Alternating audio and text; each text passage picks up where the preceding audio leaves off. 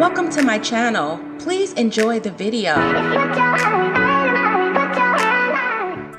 What is going on, my tea sippers? I am back with another video. This is where the tea is about to get really messy, so I hope you guys got some paper towels and help me clean this up, because now 50 Cent is saying that Murder Inc., he said, I put their whole label out of business. See, tea sippers, 50 Cent and Ja's particular beef date back to around 1999. This is when Ja Rule was allegedly robbed for his chain at gunpoint by one of 50 Cent's associates. 50 Cent and Ja Rule's beef has been one of the longest running hip-hop in history. Kicking off in 1999, the feud has spun all the way to this present day and is showing no signs of slowing down. In 1999, Ja Rule was robbed at gunpoint in Queens, New York. The rapper was shooting a music video when he was robbed for his chain by one of 50 Cent's associates. 50 Cent later claimed that Ja ran into him and the associate at a nightclub, and he was very frosty towards 50 Cent following that incident. However, Ja Rule denied seeing them together, although he did confirm that the robbery happened and says that their beef stemmed from 50's being snubbed by Murder Inc. Records. And this allegedly happened during the shoot for his single Murder for Life. In 1999, 50 Cent releases his diss track towards Ja Rule, and it was called Life's on the Line. So in October that same year, 50 released his first diss track aimed towards Ja Rule and Murder Inc. Records. So it was claimed by 50 Cent that this was shelved from his duet studio album called Power of the Dollar. However, that actually never saw the light of day, because see, at that time, Ja Rule's $1 million unit selling album was called Veni Vidi Vici, so nobody was really paying attention to 50 Cent. However, at that time, Ja Rule was hot and he was popping. So right after that, tea sippers, in 2000, 50 Cent and Ja Rule had a brawl in an Atlanta nightclub. Both rappers were booked at the same nightclub to perform, which ended up in a verbal and then a physical altercation between the pair. And shit, just after this was the beginning of their never-ending beef, because allegedly Ja Rule tried to bite 50 Cent on his balls. And just in the same year, tea sippers, in 2000, 50 Cent gets stabbed. So apparently in that same year, in 2000, 50 Cent got stabbed. See, 50 Cent's G-Unit crew then ran into Murder Inc., and this happened at a hit factory studios in New York City, and things got really physical again. CT Sippers, allegedly Ja Rule got a tip-off that 50 was recording there and paid him a visit, resulting in 50 being stabbed by Murder Inc. rapper Black Child. And T-Sippers, if you can recall, in 2002, 50 Cent released that first hit single album called Wanksta. And just after that, in 2002, 50 Cent was accused of filing an order of protection and dropped another diss track because his testicles were never the same again. And at this time, if you guys can remember, this is why Ja Rule was called the Cookie Monster, because he nibbled and bibbled off 50 Cent's testicles. And T-Sippers, this is all alleged. However, this is the information that came across my desk. See, at this very point, T-Sippers, 50 Cent's credibility was put on the line after Irv Gotti alleged that 50 Cent signed that order of protection against him and Ja Rule. I don't believe that 50 Cent filed this order of protection because he was afraid. 50 Cent allegedly filed the order of protection because Ja Rule allegedly almost bit off his nutsack. And until this very day, with this unending beef, 50 Cent has not been able to perform, and this is the reason allegedly why his legs were in the air for Vivica Fox. However, T-Sippers, 50 denied that. However, it did not affect his image. It turns out in the very beginning, when him and Ja Rule met at the nightclub and had that brawl in Atlanta, 50 received injury to his nutsack, and the order of protection was actually entered by the police and not 50 Cent's. However, T-Sippers, between 2002 and 2003, 50 Cent and Ja Rule both traded diss tracks back and forth. Tracks like 50 Cent's produced I Smell P-U-S-S-Y, Back Down, and Hail Mary, the latter of which honed in on Ja Rule's obsession with Tupac. This was allegedly met with Ja Rule's loose change, Guess Who Shot Ya. Now remember guys, allegedly, Ja Rule was robbed at gunpoint by one of 50 Cent's associates. In 2013, Ja Rule says that 50 Cent won the beef. And in my opinion, T-Sippers, he stopped by and said that 50 Cent actually won the beef because he tried to chew off 50 Cent's beef, and he didn't want to be exposed for that. Once again, T-Sippers, Ja Rule stopped by Hot 97 and he spoke to Angie Martinez, and once again, the topic of the conversation soon turned into that feud between G-Unit and Murder Inc. During that interview, Ja confessed that he felt ultimately lost and that he actually lost the battle with 50 Cent. In 2013, Ja Rule and 50 Cent ended up on the same goddamn airline flight. As Ja Rule stated in an interview, what were the chances of me and 50 on the same flight, the same row, no problems, grown man shit. Ja Rule tweeted his followers during that incident. From this, it sounded like there was no altercation and the rappers were finally at peace. In TT Zippers, at that very moment, Ja Rule was unaware that 50 Cent was actually having therapy on his nutsack, and he had just came from seeing his therapist. And Ja Rule had no idea of the pain that 50 was actually facing at that very moment. And once again, 50 Cent was still recovering, unbeknownst to us and unbeknownst to the public and also 50 Cent's fans. So in 2013, 50 Cent dissed Ja Rule again at the Hot 97 Summer Jam. See, during the set, 50 actually took the opportunity to actually mock Ja Rule in Murder Inc. once again by performing his diss track, I Smell P-U-S-S-Y. After hearing the diss, Ja Rule claimed that 50 was obsessed with him. And Ja Rule, just to let you know, 50 was not obsessed with you. However, T-Sippers, I am not taking sides. For a man to actually have his testicles actually almost bitten off, he's gonna hold a grudge with a man. This is a very tragic and painful situation that 50 Cent was actually facing. Had 50 Cent came out and spoke about this topic, maybe his fans and the public actually would have had a better idea of why the ongoing beef came between him and Ja Rule. Still, T-Sippers, as Ja Rule was unaware of the injuries that he inflicted on 50 Cent, Ja Rule himself continued to be messy. See, just in 2014, Ja Rule actually accused 50 Cent of ratting him out to the police. See, in his memoir called Unruly, The Highs and Lows of Becoming a Man, Ja Rule claimed that it was 50 who tipped him off to the police with the information that led to a federal investigation actually into Murder Inc. records. 50 denied these claims once again. So after the beef went away for a while, 2018 rolled around. Ja Rule and 50 Cent reunite their feud on social media.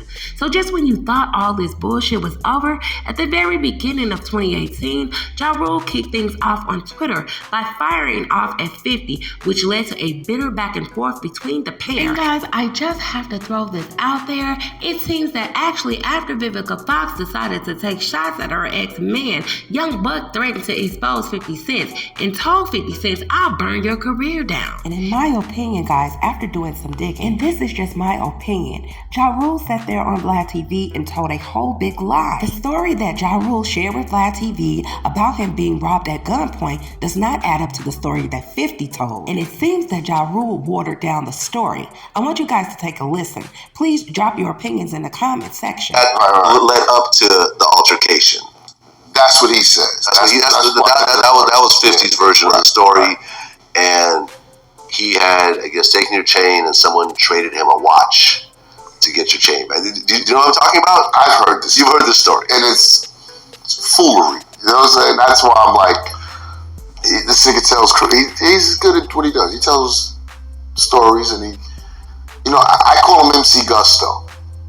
You ever seen CB4? CB4, yeah. That's who he is in real life to me. So how much of that, which parts of those stories, of that story actually it's very crazy. Like, I mean, but the stories just don't make sense. Like, okay, so the first part, one of 50's friends was involved in some sort of altercation with you guys. Is that true though? Here's the real of that story. Okay. A dude that I knew, that I fucked with from Southside, came home from jail. Came on my block one night, seen me on my block one night. Came to see me, rolled up on me. He's like, yo, Drew, what up? You know, whatever. They called me Left back then. He's like, yo, Left, what up? And, you know, we holler at you for a minute. I'm like, yo, Troy, what up, my nigga? Jumps out of the car, we go, walk up the block, we kicking it. He pulls out the burner on me. So now I'm shocked, you know what I'm saying? Because I know this, like, I know him, I fucks with him. So now I'm shocked. So he goes to the burner on me. It's like, yo, you holding, you strapped. I'm like, nah, I ain't got nothing on me right now. You can pat me, whatever. So he's like, yo, you was fucking my girl while I was up north. This, that, and the third. And I'm like, nigga, what are you talking about? You know what I'm saying? Like, nah, I wasn't fucking your girl. You know what I'm saying? And if that was your girl, and I didn't know that was your girl, that's a different situation. I said, but if I'd have known that's your girl, nigga, me and you cool. Like, I'm not gonna, you know what I'm saying? Like, I'm not a slime ball, nigga. You know what I'm saying? I'm not a creep and shit. That's what that was about. Okay. So he proceeds to say, yo, give me your chain. But he was like emotionally torn. He was having an emotional moment. Like he had the shaky hand. Like he was in a lover's triangle quarrel type situation. Like he was emotional. You know what I'm saying? It had nothing to do with music, hip hop, rap, none of that. You understand what I'm saying? So now, so you gave him the chain? Of course. I said, yo, it's a gun to your face. Nigga, got a gun on you, nigga. Nigga with the gun. You know what I'm saying? This is a winner, nigga. Yeah. Hands down. The guy with the gun won. You know what I'm saying? All right, yeah. You got the gun out here, nigga. Take that. Hold on to that, nigga. Okay. Not a problem. You know what I'm saying?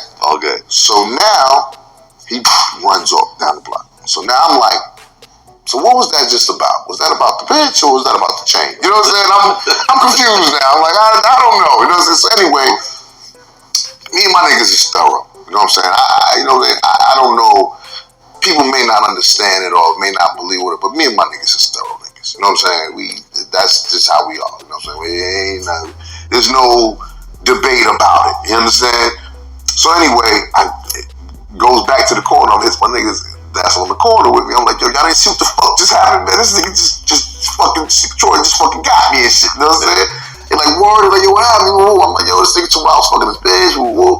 So now I'm like, yo, we gonna go over there and, you know what I'm saying, go see these niggas over there on the south side. So before I goes over there, I puts in a call to Black, Just, and Preem, like, cause that's they little nigga too. So I'm like, yo, where's this stupid nigga at? You know what I'm saying? Like, this nigga just came over here and fucking right. You know, so this is how this went down. Preem was like, yo, Ro, hold on, let me handle this. You know what I'm saying? Nigga, it's not a big deal. This nigga's, you know what I'm saying? He's in his feelings or whatever. Let me handle it, boo. Whoops. Before you and your little niggas come over here and act crazy. No problem. Preem calls me back. 15, 20 minutes later, he's like, yeah, I got the nigga. He's over here right now with me. You know what I'm saying? I got your chain. He just came back on the block. I took your chain from him. I got your chain, nigga. Right. And that was that. There's no, why I'm trading you. Like, Preem is the big homie. This nigga's the little nigga on the block. You understand? We all the little homies on the block. There's no watch involved. So anyway, I guess the story got back in the hood of what happened. And so 50 used that as his end to have something to say about me. You feel what I'm saying? But it had nothing to do with him. Like, I didn't even know you know this dude. You know what I'm saying? His story is, I seen him with Troy out and about, and I got mad at him. Like, nigga, you had nothing to do with it. Why would I get mad at the guy next to the guy? You understand what I'm saying? Like, his stories just don't add up. They just don't make sense. But to an outside source looking in, listening, it's like, oh shit, this, people don't know what to believe, so they believe. Well, sometimes, a lot of times, the person with a louder voice is what goes down in history, like, as the story. This is how it goes sometimes. Sometimes it's like that, so this is the truth of what happened in that situation.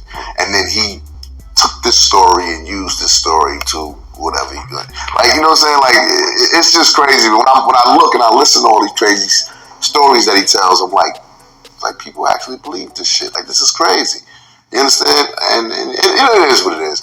I said today I wasn't going to talk about this dude because I hate the fact that every time I do an interview, he has to get brought up in my interview, or vice versa. I hate that we're connected in that way.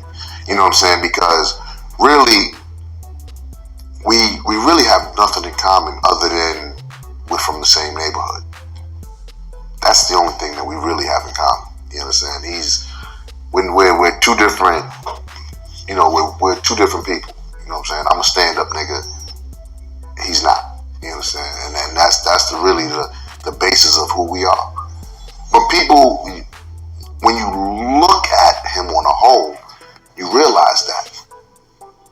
You understand? He's crossed every nigga that he's ever fucked with. Everybody that's ever gave him a helping hand or you know, was a part of it. He's found a way to backstab these people. From M to Dre to Floyd. Like, everybody that fucked with him, he's found a way to be a backstabbing, you know, fucked up nigga to them. Which is, I think, is a testament to who he is. You know what I'm saying? Well, it seemed at one point like y'all was, I mean, not friends or nothing, but it seemed like y'all had kind of moved past it. I'm past it now. Like, you guys were on the airport. Were what? Like in first class together, like in the same row. Yeah. Did you guys talk at all? I mean, not talk, but did you guys acknowledge? You want the true story? True story. I'm on the plane. He comes on the plane. I'm on my phone doing something. So I see like a big dude coming on the plane. Shit. So I look up to see who the big dude is, big black dude, and I'm like, okay, looks like some type of security dude. You know what I'm saying? So I'm looking now to see who's with the security dude. It's him. You know what I'm saying? So he sees me, I see him. He looks at me, he's like, hey, what up? I'm like, all right, what up? Go back to doing what I'm doing. He goes and sits down in his seat. I'm in my seat. No more words were said. No more nothing, no more anything. You know what I'm saying? Shortly after that, plane took off. I propped up my pillow. You know what I'm saying? Went to sleep. Took me a nap. I don't know if I would go to sleep with someone who's a potential enemy around me, but you know, hey. It is what, you know, we're doing. Listen, man, I sleep good, Vlad. I feel you. I've been sleeping good, Vlad. You know what I'm saying? Like, at the end of the day, I've never been beat up. I've never been stabbed up. I've never been shot up. You know what I'm saying? These are all the things that happen to him. You know what I'm saying? So I'm not the victim. I'm not a victim. You the victim, nigga. At the end of the day, that's the truth of the matter. You know what I'm saying? I'm not a victim, nigga. You the victim. And then I seen an interview with him on Big Boy. And Big Boy and them was like, yeah, you know, because he's telling the story of the airplane situation. You know, I kept getting up and walking around and make him nervous and all this crazy shit. I'm laughing. I'm like, you know what? It may be true. I don't know. I was asleep. Like, he may have been getting up walking. I don't know. I was catching some Z's at the moment. You know what I'm saying? But that just sounds like him further trying to keep his image and, you know, his whatever going. You know, so now I'm listening to the interview and Big Boy and them, they're like, they're like, yo, so why would you know, why you doing that? They're like, yo, they're like, oh, you're such a bully and this, that, and that, right? So he's like, why am I the bully? He said, see, you know what y'all don't understand is y'all don't see the what do you say? The slap before the shot, some shit like that. You know what I'm saying? Like, y'all don't, basically he was trying to say is y'all don't see what happened before I retaliated to all of these situations. You know what I'm saying? He's like, I'm the victim. He's like, I wasn't born with a dimple in my face. This is what he's saying on the radio. He said, I wasn't born with a dimple in my face. You know what I'm saying? He said, I wake up every day looking at the bad woo woo. I wasn't born with shots in me. This is what he's saying on the thing. Like, he's the victim and I'm the bad guy and he's the victim. You know what I'm saying? I'm like, so now you're the victim. Like, which are you, man? Are you the killer or are you the fucking, you know what I'm saying? Which guy are you, man? And then he's like, you know, Ja, he sits around and he takes credit for a lot of shit that he ain't have nothing to do with. Okay. I never sat around and took credit for anything. When we had our altercation in Atlanta, that's what that was. When we had our altercation at the Hit Factory, nigga, that's what that was. What am I taking credit for? I never said I shot you. You know what I'm saying? I never said I shot you. You said we shot you. You told the feds that. I didn't ever said that. You understand? So these are the things when I look at the character of a dude that I'm dealing with, I'm like, you know what? I don't want to play this game no more. I don't want to play the back and forth. You know what I'm saying? I don't want to play that game no more. I'm tired of playing that game. I'm good. I'm a grown-ass man. You know what I'm saying? I done been to jail, did 2 years in prison, came home. I got a different outlook on life. Mm-hmm. So for me, even having these conversations, it's like, you know, who the fuck cares? Vlad, this shit was 10 years old, man. Well, it seemed like, you know what I'm saying? It seemed like y'all had pretty much just agreed to just leave it alone. I'm in that space still. I'm good.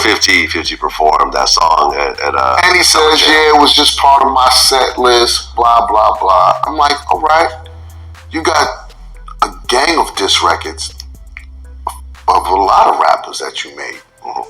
But he played I Smell Pussy. Right, that's the only record that was hot, that this record that you made, that was hot? Or did this come about because Mr. C was playing Ja Rule records in the building that night during set changes? See, these are the things people don't understand and they don't read between lines. So he goes and says that bullshit, but nigga, I know what it is. You know what I'm saying? You see everything coming back full circle. You seeing people are like, okay, you know what? I don't believe all that shit you saying about Ja. And even if I do, I don't care anymore. I fucks with Ja. And you don't like that. You understand? So, because I'm a smart dude, Vlad. You know what I'm saying? I'm very wise. I see things very clearly.